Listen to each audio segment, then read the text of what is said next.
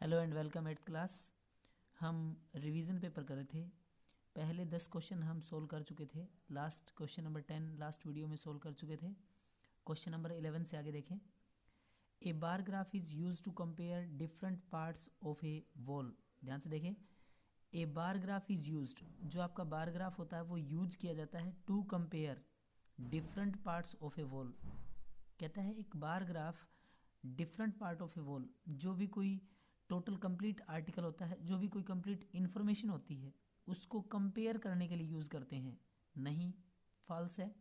Bar graph का use किसी भी डाटा को ग्राफिकल रिप्रेजेंट करने के लिए किया जाता है, इसलिए आपकी ये स्टेटमेंट क्या होगी? फॉल्स। बार ग्राफ किसके लिए यूज़ किया जाता है? ग्राफिकल डाटा को ग्राफिकल रिप्रेजेंट करने के लिए हम बार ग्राफ का यूज़ करते हैं। क्वेश्चन नंबर 12 है, 11 is not a perfect square number because it is a prime number. ध्यान से देखें बच्चे, 11 is not a perfect square number because it is a prime number. कोई भी प्राइम नंबर आपका परफेक्ट स्क्वायर नंबर नहीं होता है। Any prime number is not perfect square number. कोई भी प्राइम नंबर क्या नहीं होता है आपका? परफेक्ट स्क्वायर नंबर नहीं होता है। तो 11 भी क्या है आपका? Prime number. तो इसने कहा 11 is not perfect square number, बिल्कुल सही है। 11 आपका प्राइम नंबर है, इसलिए आपका परफेक्ट स्क्वायर नंबर नहीं है।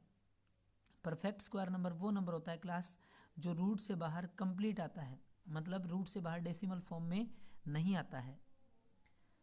क्वेश्चन नंबर 13 देखें, 7 + a + 5b is a monomial polynomial. Monomial polynomial वो पोलिनोमियल होता है जिसमें आपका एक वेरिएबल की टर्म हो। यहाँ आप नोट करना एक बात, a + 5b और प्लस में 7 है। एक वेरिएबल a रहेगा, दूसरा वेरिएबल आपका 5b रहेगा। इसका मतलब इसमें दो वेरिएबल है, तो ये आपकी मोनोमियल की टर्म नहीं है। तो क्या होगा आपका? False. 7 + a + 5b is a monomial term, तो बिल्कुल गलत है, मोनोमियल नहीं है ये आपकी बायोनोमियल दो टर्म है इसमें, इसलिए बायोनोमियल है। तो मोनोमियल के लिए क्या होगा? ये false. Question number 13, multiplicative inverse of -4 उसकी होल पावर -2 है। कहता है -4 उसकी होल पावर -2 है। जब हम इसको सोल्व करेंगे तो क्या होगा? -4 कभी भी जो पावर होती है उसको नेगेटिव नहीं छोड़ेंगे। बेस आपका नेगेटिव हो सकता है, लेकिन पावर अगर नेगेटिव है तो हम उसको पॉजिटिव बनाएंगे। यहाँ पे है -4 उसकी होल पावर -2 इज 4 की पावर -2 लिख रहा है। नहीं, पावर नेगेटिव है, पावर नेगेटिव ही छोड़ रहा है, ये बेस को चेंज कर रहा है, ऐसा नहीं होता। जब कभी भी पावर आपकी नेगेटिव होगी, जैसे इसकी पावर नोट करना, ये नेगेटिव पावर है, इस नेगेटिव पावर को पॉजिटिव बनाएंगे तो बेस क्या होगा? चेंज होगा। और चेंज कैसे होगा? कभी भी ऑपरेशन चेंज नहीं होगा, रेसिप्रोकल होगा, उल्टा होगा। -4 है उसको आप 1/, में -4 लिख सकते हो। ध्यान से देखें बच्चे, क्लास आपने जो -4 है उसको चेंज नहीं किया है, माइनस माइनस ही रहेगा, रेसिप्रोकल कह रहा हूँ मैं। तो -4 का रेसिप्रोकल करेंगे तो क्या होगा? 1/-4, और पूरे की पावर क्या है? -2। अब पावर क्या होगी? पॉजिटिव, इसलिए आपकी स्टेटमेंट क्या है? ये फॉल्स है। A cube is a regular polygon. Cube एक रेगुलर पॉलीगन होता है, बिल्कुल सही है। क्यूब की सारी साइड क्या होती है आपकी? सेम होती है। और रेगुलर पॉलीगन, रेगुलर का मतलब क्या होता है? जिसकी सभी साइड क्या हो? सेम हो, इसलिए cube is a regular polygon, बिल्कुल सही है। Question number 16 to question number 20, fill in the blanks. ध्यान से देखें, क्वेश्चन नंबर 16 से लेके क्वेश्चन नंबर 20 तक क्या है आपके? फिलअप है। Rational number is A Khalistan multiplicative. ध्यान से देखें, rational number is A fill up multiplicative. Rational number एक मल्टीप्लिकेटिव होल्ड करता है हमेशा। रैशनल नंबर है, उसका मल्टीप्लिकेटिव जब भी आप फाइंड करेंगे तो 1 की फॉर्म में बनेगा हमेशा। किस फॉर्म में? 1। Rational number is a 1 multiplicative, तो फिलअप में आ जाएगा आपका 1। क्वेश्चन नंबर 17 देखें, a quadrilateral can be formed if it has 3 sides and fill up diagonals. ध्यान से देखें, एक quadrilateral can be formed, it can 3 side. एक क्वाड्रेटियल में, एक क्वाड्रेटियल कैन बी फॉर्म्ड बनाया जा सकता है, कोई भी क्वाड्रेटियल फॉर्म किया जा सकता है। इट हैज़ 3 साइड, मिनिमम कितनी साइड हो? 3 साइड, और अगर एक डायगोनल हो। ध्यान से देखें क्लास, 3 साइड अगर है और एक आपके पास डायगोनल है तो ड्रा नहीं हो सकता। कम से कम कितने डायगोनल होने चाहिए? 2। एक quadrilateral can be formed if 3 side and 2 diagonal. एक डायगोनल से फॉर्म नहीं होगा, हमेशा क्या होगे? 2। 3 साइड और अगर 2 डायगोनल है तो कोई भी क्वाड्रेटिल फॉर्म किया जा सकता है। एक क्वाड्रेटिल, दोबारा देखें, एक quadrilateral can be formed if 3 sides and 2 diagonals. Clear यहाँ तक? क्वेश्चन नंबर 18 देखें, क्यूब रूट, अगर यहाँ पे स्क्वायर पावर अगर 2 लिखी होती है तो आपको स्क्वायर रूट फाइंड करना है और यहाँ आपको क्यूब रूट फाइंड करना है। इसका मतलब 2744, ध्यान से देखें, 2744 और क्यूब रूट, 2744 और क्यूब रूट फाइंड करना है। क्लास ध्यान रखें, क्यूब रूट में हमेशा पेयर 3-3 के बनेंगे, 3-3 के पेयर, मतलब 3 नंबर अगर इनटू में लिखा है तो उसको हम 1 नंबर कंसिडर करेंगे। 2744, सबसे पहले हमने 2 से डिवाइड किया, जैसे ही आप 2 से डिवाइड करेंगे तो 1372, अगेन 2 से डिवाइड करेंगे तो आएगा 686, अगेन 2 से डिवाइड करेंगे तो 343। यानी कि जब हमने 2 से डिवाइड किया तो 1372, अगेन 2 से किया तो 686, अगेन 2 से किया तो 343। अब ये 2 से नहीं होगा, 7 से करेंगे, 7 से करेंगे तो 49, अगेन 49 को 7 से करेंगे तो 7, और 7 को 7 से करेंगे तो 1। अब देखें 2744 को हम लिख क्या सकते हैं? 2 into 2 into 2 into 7 into 7 into 7। इनको बोलते हैं क्लास प्राइम फैक्टर। क्या बोलते हैं? प्राइम फैक्टर के फॉर्म में लिखा है हमने। और जैसे ही हम प्राइम फैक्टर के फॉर्म में लिखेंगे तो मैंने अभी बोला है क्यूब रूट फाइंड करना है। ध्यान से देखें, यहाँ अगर 3 लिखा है तो इसका मतलब क्यूब रूट है, और अगर यहाँ 2 लिखा होता या कुछ भी नहीं लिखा होता तो अंडरस्टूड होता है कि 2 है। तो 3 का मतलब है क्यूब रूट फाइंड करना है। 3-3 के पेयर बनाएंगे, ये 3 का एक पेयर, अगले 3 का फिर एक पेयर, 7 2 जा 14। क्लियर यहाँ तक? तो 14 क्यूब रूट है इसका। 2744 cube root is equal to 14। Question number 19 देखें, प्रॉफिट परसेंटेज फाइंड करना है। क्या फाइंड करना है? Profit percentage. प्रॉफिट परसेंटेज पूछ ले या लॉस परसेंटेज पूछ ले, हमेशा सीपी के ऊपर होता है।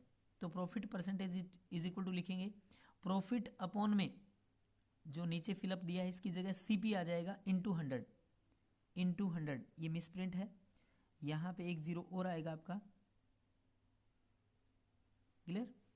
प्रॉफिट परसेंट, प्रॉफिट अपॉन में सीपी इंटू 100 होता है हमेशा। प्रॉफिट अपॉन में सीपी इंटू में 100। आगे देखें, question number 20, area of a parallelograms. Area of a parallelograms find करना है। Fill up into product of diagonals. याद रखें 1/2 into product of diagonals is equal to area of parallelograms होता है हमेशा। Question number 20, area of parallelograms is equal to 1/2 into product of diagonals. Into product of diagonals उसने दिया है तो 1/2 आ जाएगा। क्वेश्चन नंबर 21 to 25 आपको मैच करना है। 2 टेबल दी है, ध्यान से देखें, बहुत बार ऐसा क्वेश्चन पूछा जाता है। एक कॉलम ए असाइन किया है, एक कॉलम बी असाइन किया है, दूसरी साइड भी इसने कॉलम ए ही लिखा है। Column A to column B आपको क्या करना है? दोनों का कंपेयर करना है, column A to column B. 21 देखें, लेफ्ट साइड में है स्क्वायर ऑफ 196। ध्यान से देखें, square root of 196, square root निकालना है किसका? 196 का।